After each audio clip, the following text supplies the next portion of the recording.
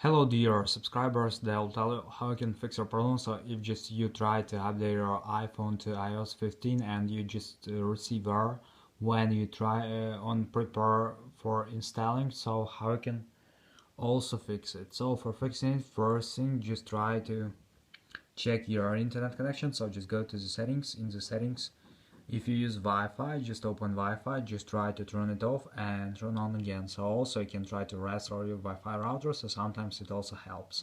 And if it doesn't help you, you can also just open cellular data, just try to turn it off and turn on again.